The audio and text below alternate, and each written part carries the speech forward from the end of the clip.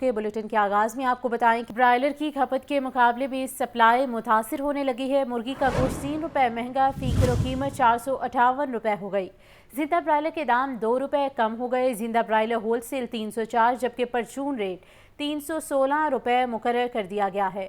3 دنوں میں برائلر 59 روپے کلو تک مہنگا ہوا جبکہ فارمی انڈے مزید مہنگے 261 روپے فی درجن میں بک رہے ہیں۔ اسی پر تفصیلات جاننے کے لیے بات کر لیتے ہیں نمائندہ لاہور نیوز عبدالقادر ہمارے ساتھ موجود ہیں۔ جی عبدالقادر، بتائیے گا ایک بار پھر سے کھپت کے مقابلے میں سپلائی متاثر ہونے لگی ہے، برائلر کی کیا تفصیلات ہیں؟ جی بالکل، یہ جو سپلائی ہے اسے مصنوعی طور پر جو ہے وہ قلت کا شکار کیا گیا تاکہ برائلر کی قیمتوں میں ایک بار پھر جو ہے وہ اضافہ کیا جا سکے۔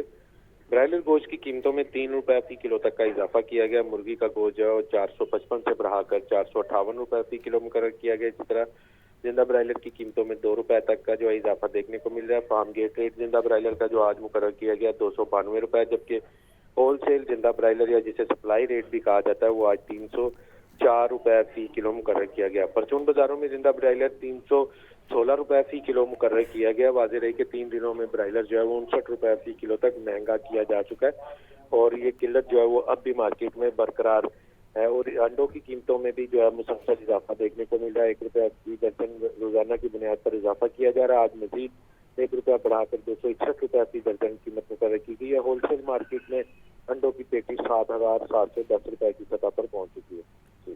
ٹھیک ہے عبدالقادر، بہت شکریہ۔ 2 کسان مارچ سے خطاب میں امیر جماعت اسلامی حافظ نعیم الرحمان کہتے ہیں کہ کسانوں کے حق کے لیے اسلام آباد لانگ مارچ کریں گے۔ حکومت کسانوں کے ساتھ دھوکے بازی کر رہی ہے، ہر فورم پر کسانوں کا مقدمہ لڑیں گے۔ گرفتار کسانوں کی رہائی کا مطالبہ بھی کیا ہے۔ کسانوں کے مطالبات کے لیے جماعت اسلامی کا لاہور میں حق دو کسان مارچ، پنجاب بھر سے کسان رہنماؤں اور جماعت اسلامی کے کارکنان کی شرکت۔ ملک بھر کے کسانوں کو سڑکوں پر نکالنے کا اعلان، مظاہرین کی نعرے بازی۔ امیر جماعت اسلامی حافظ نعیم الرحمان نے مال روڈ پر حق دو کسان مارچ سے خطاب میں کہا کہ کسانوں کے حق کے لیے اسلام آباد کی جانب لانگ مارچ کریں گے۔ حکومت کسانوں کے ساتھ دھوکے بازی کر رہی ہے۔ کسانوں سے 2500 روپے فی من گندم خریدی گئی۔ گرفتار کارکنوں اور کسانوں کو فوری رہا کیا جائے۔ اپنے گاؤں سے نکلو اور اسلام آباد پہنچو۔ آپ سب اس کے لیے تیار ہیں؟ اور جب آپ تیار ہیں تو یہ مافیا آپ کا راستہ انشاءاللہ نہیں روک سکتا۔ جماعت اسلامی پاکستان کے 25 کروڑ لوگوں کا مقدمہ لڑے گی۔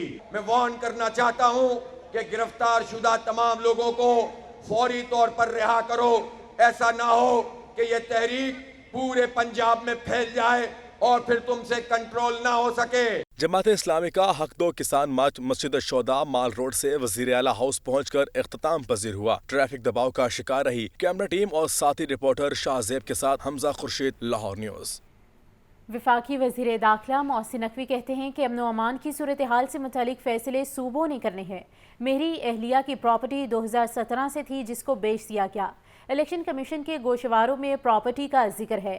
اگر کسی نے غیر قانونی کام کیا ہے تو اس کے خلاف کارروائی بھی ہوگی۔ بجلی چوری روکنے کے لیے ہر ممکن اقدامات کر رہے ہیں۔ یہ رپورٹ۔ لاہور میں میڈیا سے گفتگو کرتے ہوئے وفاقی وزیر داخلہ محسن نقوی نے دبئی پراپرٹی لیکس اور اپنے اثاثہ جات کے حوالے سے بات کرتے ہوئے کہا کہ یہ تمام جائیداد ان کی اہلیہ کی ہے جو الیکشن کمیشن میں ڈکلیئر ہے، لیکن یہ تاثر دینے کی کوشش کی گئی جیسے غیر قانونی ذرائع سے یہ اثاثہ جات بنائے گئے ہوں۔ میرا وائف کی یہ پراپرٹی 2017 سے تھی اور پچھلے سال میں اس نے بیچ کے جو ہے دوسری لی۔ ہم نے وہ بم چلایا کہ نہیں جی ہم نے تو پراپرٹیز نکالنی، ہم نے ارے بھئی آپ الیکشن کمیشن کے گوشوارے نکال لو، آپ کو ویسے مل جانی تھی، لیکن آپ نے پورٹرے ایسے کر دیا کہ جیسے پتہ نہیں ہے کہ کیا چیز ہے کیا نہیں ہے۔ مجھے تو کوئی بھار نہیں ہے، میں تو اگر ابھی بھی میں سمجھوں گا کہ میں نے as a business man investment کرنی ہے، میں نے جہاں پاکستان میں کرنی ہے پاکستان میں کروں گا، باہر کرنی ہے باہر کروں گا۔ وزیر داخلہ کا کہنا تھا کہ وزیر اعلیٰ کے پی سمجھدار آدمی ہیں، اگر وہاں قومی اثاثوں پر قبضہ کرنے کی کوشش کی گئی تو قانون اپنا راستہ خود بنائے گا۔ آزاد کشمیر کے پرتشدد واقعات کے پیچھے بیرونی ہاتھ کے ملوث ہونے کی نشاندہی ہوئی ہے۔ کچے کے علاقے میں پورے ملک کی فورسز آپریشن کر رہی ہیں۔ میں سمجھتا ہوں کہ وزیر اعلیٰ کے پی کے بڑے سمجھدار آدمی، انہوں نے سیاسی بات کی ہوگی۔ میرا نہیں خیال کوئی بھی پاکستانی یا کوئی بھی عقل مند آدمی یہ سوچے گا کہ کسی بھی گورنمنٹ بلڈنگ پہ اس طرح قبضہ کرنا ہے، اور اگر کوئی اس طرح کی چیز سوچے گا تو پھر اس کو اسی طرح ہینڈل کیا جائے گا. کچھ ہوا نہیں تھا تو موتوں کی خبر چلا دی گئی. پروٹیسٹ باہر کی میسیز کے باہر ہمارے شروع ہو گئے, تو کوئی نہ کوئی چیز ضرور تھا جو یہ سارا کچھ کرا رہا تھا, اور ہمارے پاس اب ایویڈنسز موجود ہیں, لیکن ہم ایک دفعہ اس کو کیلکولیٹ کر کے پھر میڈیا کے سامنے شیئر کریں. وزیر داخلہ نے کہا کہ دہشت گردی کے معاملے پر افغان حکومت کو ہوش کے ناخن لینے چاہیے. اسلام آباد میں لاپتہ صحافی کے حوالے سے آئی جی اسلام آباد کو ہدایت جاری کر دی ہیں. پنجاب اسمبلی میں حکومت نے رواں سال نومبر اور دسمبر میں لاہور اور دیگر شہروں میں الیکٹرک اور ہائیبرڈ بسیں چلانے کا اعلان کر دیا ہے. وزیر ٹرانسپورٹ بلال اکبر کا کہنا تھا کہ لاہور میں 27 الیکٹرک بسیں رواں سال سڑکوں پر ہوں گی. اپوزیشن نے صوبائی فائنانس ایوارڈ کا تمام پیسہ لاہور پر خرچ کرنے کا الزام عائد کر دیا. پنجاب اسمبلی کا اجلاس ڈپٹی اسپیکر ظہیر اقبال چنٹ کی زیر صدارت ہوا. وقفہ سوالات میں وزیر ٹرانسپورٹ بلال اکبر نے ایوان کو بتایا کہ لاہور میں رواں سال نومبر دسمبر میں 27 الیکٹرک بسیں سڑکوں پر ہوں گی. دیگر اضلاع میں ہائیبرڈ بسیں بھی چلائی جائیں گی. اپوزیشن رکن بریگیڈیئر ریٹائرڈ مشتاق احمد کا کہنا تھا کہ لاہور کے علاوہ تمام شہر ٹرانسپورٹ کی سہولت سے محروم ہیں. صوبائی فنانس ایوارڈ کا تمام پیسہ لاہور پر خرچ کیا جا رہا ہے. رانا آفتاب احمد خان نے کہا کہ حکومت بسوں کی پالیسی تو متعارف کروا رہی ہے, مگر تمام بڑے شہروں میں ٹریفک جام رہتی ہے. ایوان میں وزیر ٹرانسپورٹ اور اعجاز شفیع میں تلخ جملوں کا بھی تبادلہ ہوا. اپوزیشن رکن کا کہنا تھا کہ ان کو ہمارے 3 سال کی بہت تکلیف ہے. خود 40 سال سے صوبے پر مسلط ہیں, جس پر وزیر ٹرانسپورٹ بلال اکبر نے جواب دیا کہ 40 سالوں سے سسٹم چل رہا تھا, ان کے 3 سالوں میں ہی سسٹم بیٹھ گیا. ایوان میں اپوزیشن رکن اویس ورک, رانا آفتاب احمد خان اور حافظ فرت عباس کے پولیس کے حوالے سے متعدد توجہ دلاؤ نوٹسز پر پولیس کی کارکردگی پر تحفظات کا اظہار کیا گیا. وزیر پارلیمانی امور مجتبیٰ شجاع الرحمان نے Punjab information commission, Punjab public service commission کی سالانہ رپورٹس بھی ایوان میں پیش کی. ایجنڈا مکمل ہونے پر ڈپٹی اسپیکر ظہیر اقبال چنٹ نے اجلاس جمعہ کی دوپہر 2 بجے تک ملتوی کر دیا. کیمرامین شہباز کے ساتھ لیاقت علی, لاہور نیوز. وزیر اعلیٰ پنجاب مریم نواز سے گورنر پنجاب سردار سلیم حیدر خان کی جاتی عمرہ میں ملاقات ہوئی. صوبے کی ترقی کے لیے مختلف اہم امور پر تبادلہ خیال کیا گیا. گورنر پنجاب کا کہنا تھا کہ صوبے کے عوام کو ریلیف دینے کی ہر ممکن کوشش کی جائے گی.